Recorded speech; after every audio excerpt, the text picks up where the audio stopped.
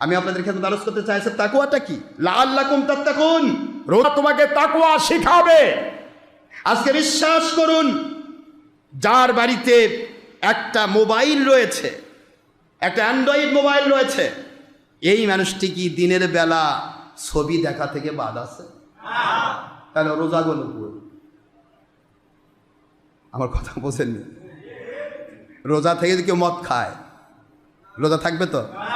মদও তো, মদ খাওয়া তো বুখারী হাদিস দিয়ে হারাম, ছবিও বুখারী হাদিস দিয়ে হারাম। একটা করলে রোজা যায়, আরেকটা করলে রোজা থাকে কেমনে? কথা কোনো দেখেন কি হলো বলেন? অ্যান্ড্রয়েড মোবাইল আছে, আপনি ব্যবহার করেন না দিনের বেলা, একেবারে বাদ দেন, দরকার নেই আমার। যে যুগে মোবাইল ছিল না সে যুগে মানুষ চলেনি, আজকে কেন আমি চলতে পারবো না? আমার ইমান নষ্ট করার জন্য, আমার আমল নষ্ট করে দেওয়ার জন্য কাফের মুশরিকরা দিন দিন একটা করে জিনিস বের করবে, যেটার দ্বারা আপনাকে পরিপূর্ণ শুধু খেলাবে, তারা গুনার সাগরে ঢেউ খেলাবে এবং ডুবাই দিবে জাহান্নামে, আপনাকে জান্নাতে যেতে দিবে না। এই জন্যই হাজার হাজার লাখ লাখ বাতিল ফেরকার মুন্সিকে তারা টাকা দিয়ে কিনবে, আর তাদের পক্ষে মিথ্যা কথা বলায় তাদের ইমান নষ্ট করবে, আপনারও ইমান নষ্ট করবে।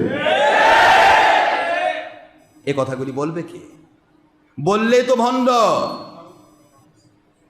হুজুরদের বিরুদ্ধে বলে এত বড় কথা, কত কোন দিকে যাব আমি?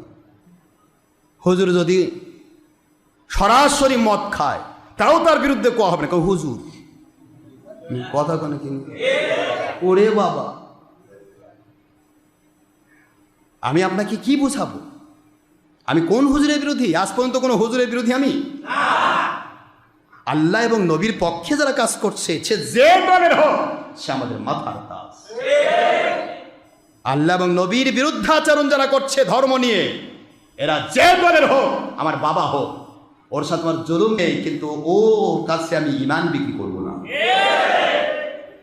এটাই তো আমাদের কাজ নাকি? এর চেয়ে বেশি কিছু? তাহলে এর জন্য কত কি দেখেন। শুধু আমি আল্লাহ এবং নবীর পক্ষে বলি, যার কারণে আমি ভণ্ড।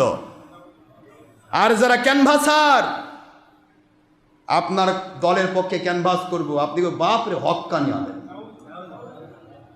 কিন্তু আল্লাহ এবং নবীর ক্যানভাস করতে গিয়ে আপনার দলের 2 নম্বর বিরুদ্ধে যায়, এটা ভণ্ড, বিতর্কিত।